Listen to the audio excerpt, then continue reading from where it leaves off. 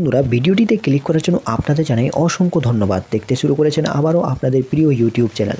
আশা করি সকলে ভালো আছেন। তো বন্ধুরা, অবশেষে এবার চুক্তিভিত্তিক কর্মচারীদের সুদিন আসছে। হ্যাঁ বন্ধুরা, সুদিন এসে গেল। কেননা এবার বিশাল সুসংবাদ দিয়ে দিল অর্থ দপ্তর থেকে। মুখ্যমন্ত্রী মমতা বন্দ্যোপাধ্যায় যেমনটা আপনারা জানেন যে লোকসভা ভোটের আগে এবং বিধানসভা নির্বাচনের আগে একাধিক বড় ঘোষণা করেছিলেন চুক্তিভিত্তিক কর্মচারীদের জন্য, এবং কিছু সংখ্যক কর্মচারীদের প্রায় সমস্ত প্রকার ক্যাজুয়াল ওয়ার্কার, আইসিডিএস, আশা, বিআরপি থেকে শুরু করে civic volunteer, ICT computer teacher থেকে শুরু করে এসএসকে, এমএসকে সকলদেরই কিন্তু বেতন বৃদ্ধি এবং ওয়ান টাইম টার্মিনাল বেনিফিট বাড়িয়েছেন, অর্থাৎ অবসর ভাতা বাড়িয়েছেন। তবে আজকে একটি খুবই গুরুত্বপূর্ণ অর্ডার কপি প্রকাশিত হয়েছে, যেখানে এবার অভিজ্ঞতার ভিত্তিতে চুক্তিভিত্তিক কর্মচারীদের বেতন বৃদ্ধি নিয়ে বলা হয়েছে। তো অবশেষে কি একটি দাবি পূরণ হতে যাচ্ছে চুক্তিভিত্তিক কর্মচারীদের? কারণ চুক্তিভিত্তিক কর্মচারীদের দাবির মধ্যে এটাও একটা দাবি ছিল, অভিজ্ঞতার ভিত্তিতে বেতন। অর্থাৎ যেহেতু তারা পুরনো হয়ে যাচ্ছে এবং বছরের পর বছর কাজ করছেন, কিন্তু তাদের ইনক্রিমেন্ট হচ্ছে না এবং স্থায়ীকরণ হচ্ছে না। তবে কি এবার সুদিন আসতে চলেছে? হ্যাঁ বন্ধুরা, কারণ এই অর্ডার কপিতে স্পষ্টভাবে কোন কর্মচারীরা, অর্থাৎ চুক্তিভিত্তিক কর্মচারীরা কত বছর কাজ করলে ঠিক কত টাকা তাদের ইনক্রিমেন্ট হচ্ছে, বিস্তারিত তথ্য সেখানে বলা হয়েছে। যেমন ধরেন 5 বছর যদি কোনো কর্মচারী কাজ করে থাকেন, তাহলে সেক্ষেত্রে তার কত টাকা ইনক্রিমেন্ট হবে, 10 বছর, 15 বছর, এভাবে বিস্তারিত তথ্য উপস্থাপন করা হয়েছে। তো সেই অর্ডার কপি থেকে একেবারে অফিসিয়াল আপডেট, কোনো ফেক বা বাড়বাড়ন্ত খবর নয়, সেখান থেকেই আমি আপনাদের জানিয়ে দেবো এই স্পেশাল আপডেটটি। তবে ভিডিওটি শুরু করার আগে বন্ধুরা, আপনাদের কাছে একটি প্রশ্ন থাকবে। আপনারা কি মনে করেন যে চুক্তিভিত্তিক কর্মচারীদের শীঘ্রই অভিজ্ঞতার ভিত্তিতে বেতন এবং স্থায়ীকরণ করে দেওয়া উচিত? যদি মনে করেন হ্যাঁ, তো অবশ্যই চ্যানেলের ছোট্ট লাইক বাটনটি প্রেস করে দিয়ে আমাদের মতামতটি জানিয়ে দিন। তো আসুন কথা না বাড়িয়ে মূল খবরে আমরা চলে আসব।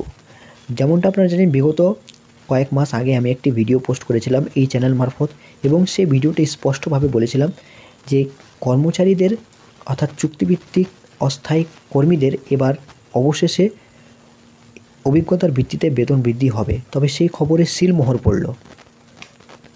তো বন্ধুরা, কবে থেকে এটি কার্যকর হচ্ছে, কি কি নিয়মাবলী রয়েছে, কোন কোন চুক্তিভিত্তিক এর আওতাভুক্ত, সব কিছু জানাবো। তো ধৈর্য ধরে ভিডিওটি শেষ পর্যন্ত দেখুন এবং ভিডিওটি অবশ্যই শেয়ার করবেন। এবং আপনারা যদি চুক্তিভিত্তিক কর্মচারী হয়ে থাকেন, অবশ্যই এখানে সমস্ত রকম খবর পাওয়ার জন্য চ্যানেলটিকে সাবস্ক্রাইব করে পাশের বেল নোটিফিকেশন বাটনটি অবশ্যই প্রেস করে দিন। তো বন্ধুরা দেখুন, অন স্ক্রিনে আপনারা সর্বপ্রথমে এই অর্ডার কপিটি দেখতে পাচ্ছেন, যেখানে মেমো নম্বর এবং ডেট মেনশন করা হয়েছে। সর্বপ্রথমে আপনাদের ডেটটা দেখিয়ে দেবো। কলকাতা 18 জুলাই 2024, অর্থাৎ 18 জুলাই, অর্থাৎ গতকালই এই খবরটি প্রকাশিত হয়েছে বা এই বিজ্ঞপ্তিটি প্রকাশিত হয়েছে। কোথা থেকে প্রকাশিত হয়েছে? Government of West Bengal, Suraksha Bhavan, 1st floor, Mirza Ghalib street, Kolkata 700087। এখানে স্পষ্টভাবে দেওয়া রয়েছে। মেমোর নম্বর আপনারা দেখতে পাচ্ছেন অন স্ক্রিনে, দেখুন 733SHSHGSE 17099/2019। অর্থাৎ এখানে 2019 বলে রাখা রয়েছে বলে আপনারা এটা ভাববেন না যে 2019-এর এই বিজ্ঞপ্তিটি। এই বিজ্ঞপ্তি কিন্তু ডেট মেনশন করা হয়েছে, ওখানে শুধু মেমো নম্বরটা দেওয়া রয়েছে। দেখুন স্পষ্টভাবে বলা হয়েছে।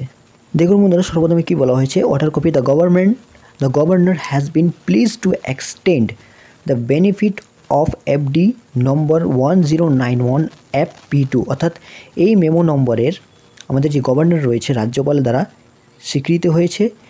দেখুন 1/3/2024 ভিত্তিতে দ্য সুপারভাইজার SHGSE, সুপারভাইজার এবং SH সেলফ হেল্প গ্রুপ যেটা বলা হচ্ছে, who were in position as on 1st January 2018 and were allowed the benefit number condition that 1000 per month as fixed TA won't be taken into account in computing yearly adjustment of the consolidated remuneration। অর্থাৎ এখানে বিস্তারিত বলা হয়েছে যে 1 জানুয়ারি 2018 যেসব এই supervisor এবং SCG গ্রুপের কন্ট্রাকচুয়াল কর্মী রয়েছেন তাদের এই এনচান্সমেন্টটা অর্থাৎ বেড়েছে।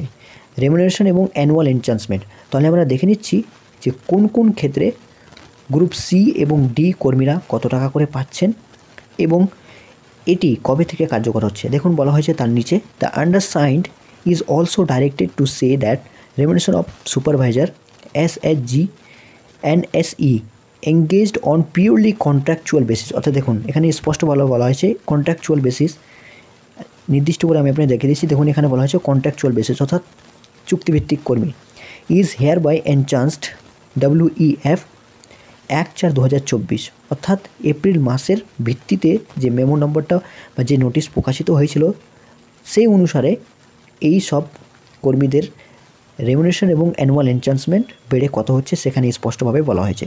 দেখুন period of engagement on initial engagement, দেখুন যারা 5 বছর কমপ্লিট করেছেন চাকরিরত অবস্থায় তাদের রেমুনারেশন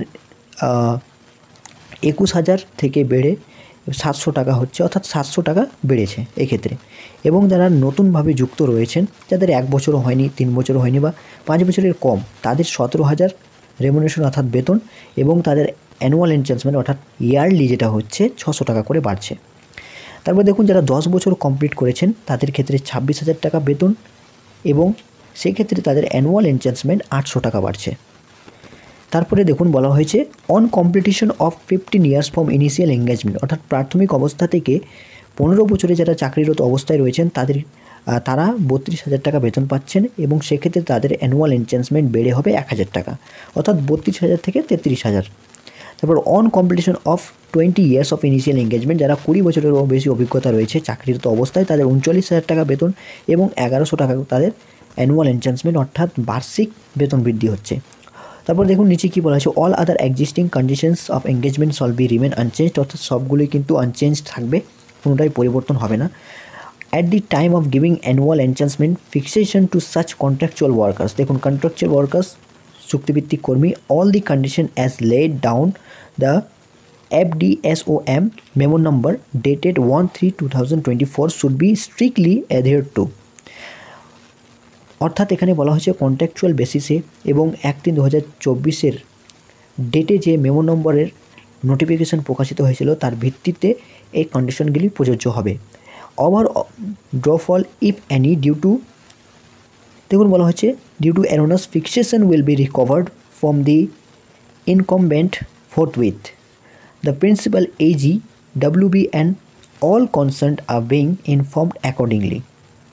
তো বন্ধুরা আমি আপনাদের আবারও জানিয়ে রাখি যে খবরটি কোনো বাড়বাড়ান্ত খবর নয়, একেবারে আপনারা দেখতে পাচ্ছেন ডেট মেনশন করে দেওয়া হয়েছে 18 জুলাই, অর্থাৎ কয়েকদিন আগেই, অর্থাৎ গত পরশু দিনই এই নোটিফিকেশনটি প্রকাশিত হয়েছে। তো খবরটি সঙ্গে সঙ্গে পাওয়ার সঙ্গে সঙ্গে আমি আপনাদের ভিডিও দিয়েছি, ভিডিও আকারে জানিয়ে দিলাম এবং পরবর্তী যেসব আরও চুক্তিভিত্তিক কর্মী রয়েছেন তাদের এখানে বেতন বৃদ্ধির কথা বলা হয়নি, যেমন ICDS, আশা, VRP, ক্যাজুয়াল ওয়ার্কার, আরও অন্যান্য কিছু ডিপার্টমেন্ট রয়েছে তাদেরও এখনও পর্যন্ত পেন্ডিং থাকছে। তো কবে তাদের সেটা অ্যাপ্রুভ হয়, ইতিমধ্যে ফাইল কিন্তু নবান্নে পৌঁছে গেছে এবং ফাইলটা কবে অ্যাপ্রুভ হচ্ছে সেটা দেখার বিষয়। কোনো ধরনের নতুন কোনো আপডেট আসলে অবশ্যই আমি আপনাদের ভিডিও আকারে জানিয়ে দেবো। তার জন্য অবশ্যই চ্যানেলটিকে সাবস্ক্রাইব করে রাখুন এবং ভিডিওটি লাইক দিন এবং শেয়ার করে সকলকে জানিয়ে দিন। তো ধন্যবাদ সম্পূর্ণ দেখার জন্য।